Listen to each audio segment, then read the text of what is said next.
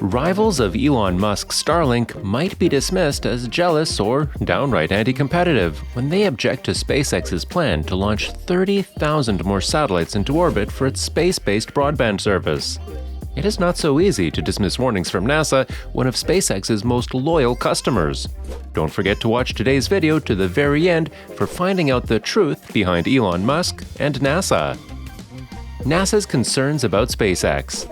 2 weeks ago, the U.S. Space Agency wrote to the Federal Communications Commission outlining concerns about SpaceX's plans for a second generation of satellites to add to the 12,000 already licensed.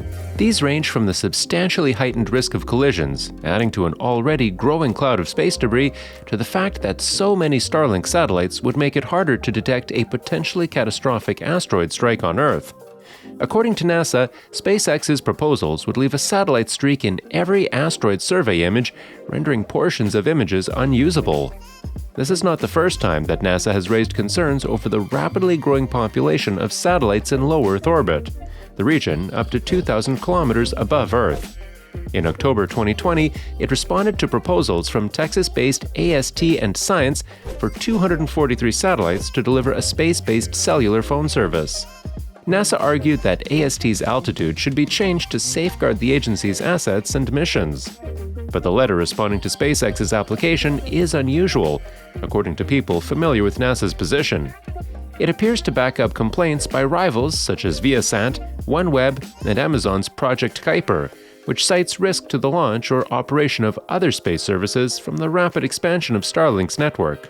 For example, NASA dismisses SpaceX's assertion that collision risk with large objects is zero because each spacecraft can maneuver autonomously. That assumption lacks statistical substantiation, says the agency, especially at the scale planned by SpaceX. Lack of transparency. Satellite operators have frequently complained about a lack of transparency regarding Starlink's automated collision avoidance, a technology which is still relatively untested. NASA also validates concerns about rapidly diminishing launch opportunities. It points out that SpaceX's plans will put 20,000 more satellites in the 328 kilometers to 360 kilometers altitude range, normally the staging post for vehicles visiting the International Space Station. This could result in the potential loss of launch or entry opportunities, affecting science and the use of ISS. SpaceX and NASA did not reply to requests for comment when asked. Musk dismisses concerns. Musk has dismissed concerns that space is getting too congested. In an interview in the Financial Times last year, he said tens of billions of satellites could operate successfully in low Earth orbit and compared Starlink to a couple of thousand of cars on Earth. It's nothing. But NASA does not agree with him. It now wants concrete proof that SpaceX's promises on collision avoidance and safety can be delivered at a scale never before attempted. It wants detailed studies of how Starlink launches affect others and more information on the technology behind the Gen 2 satellites and on orbital spacing plans before the FCC agrees to SpaceX's request. NASA's Samantha Fonder, the author, leaves little doubt about the agency's concerns over SpaceX's approach to expansion. In a pointed sign-off, she suggests NASA's Handbook of Best Practice for Assessing Collision Risk and Avoidance could be a resource for SpaceX. Deliberate maneuvers. To be fair, SpaceX has deliberately placed its satellites in the lower reaches of low Earth orbit so they deorbit and burn up in the Earth's atmosphere more quickly than those at higher altitudes. This reduces the chance of adding to the growing debris crisis. It is also trying to reduce the reflection of its spacecraft, which distorts astronomical research from Earth. And it is not the only company planning a mega constellation. But there are still no internationally agreed rules of the road for space traffic management. So, what the US regulator requires of Starlink will be watched by others. Rwanda wants to license more than 300,000 satellites in low Earth orbit. Such a free-for-all is simply not sustainable. The FCC is not obliged to heed NASA's requests for greater caution in greenlighting Musk's plans. But it would be foolish for any regulator to shrug off NASA's concerns. Having helped boost SpaceX's success, the agency is now signaling it is time for greater scrutiny over space exploitation. Establishing sustainable practices is just as urgent there as it is here on Earth. Not the only ticket. Elon Musk's Starship won't be astronauts' only ticket to the moon for long. A year after the space agency awarded SpaceX the sole contract to develop a human landing system for the program, it's now asking companies for new lander concepts.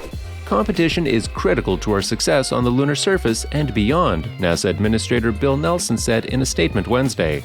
That competition won't really begin until after Starship takes the first crew of Artemis astronauts to the lunar surface as part of the Artemis 3 mission as soon as 2025. SpaceX is still the sole contractor for that mission and is also required to land an uncrewed Starship on the Moon before NASA will let astronauts make the same voyage. The additional lander concepts will be for missions after Artemis 3. Like Starship, they will have to be able to dock to NASA's yet-to-be-launched Lunar Gateway, a sort of way station for experiments, crews, and supplies in orbit around the Moon. From there, the vehicle needs to be able to ferry its cargo down to the surface and back.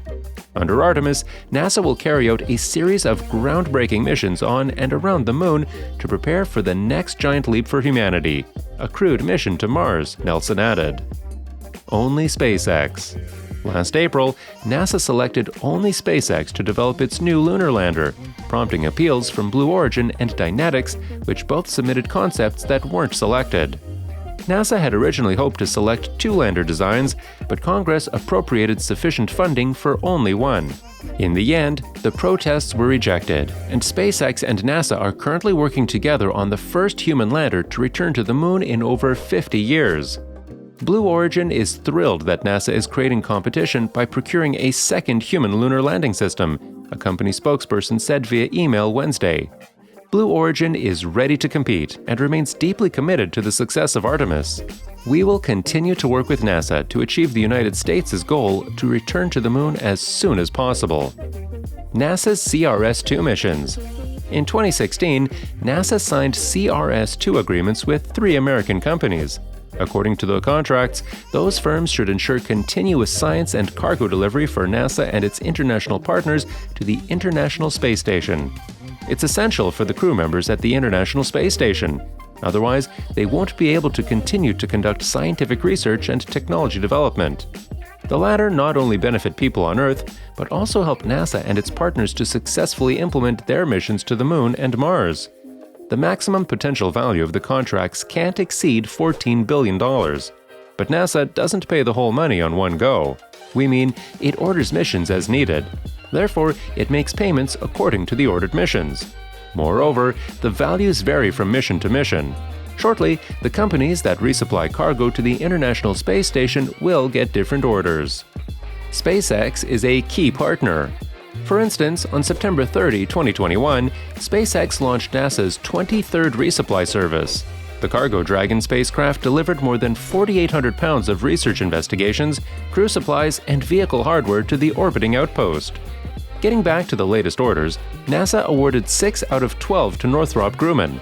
The second group of resupply missions, consisting of 6 orders, was awarded to SpaceX. Both should provide resupply services to the station through 2026. However, this is not the first time that NASA adds more missions.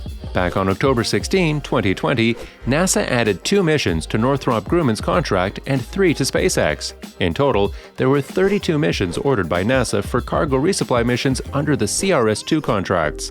Among them, 14 missions were ordered to Northrop Grumman, 3 missions to the Sierra Nevada Corporation, now Sierra Space, and 15 missions to SpaceX. As you can see, Elon Musk's SpaceX is one of the most important and reliable partners of NASA. With that, we come to the end of this video. Consider subscribing to join in next time for more of such interesting content.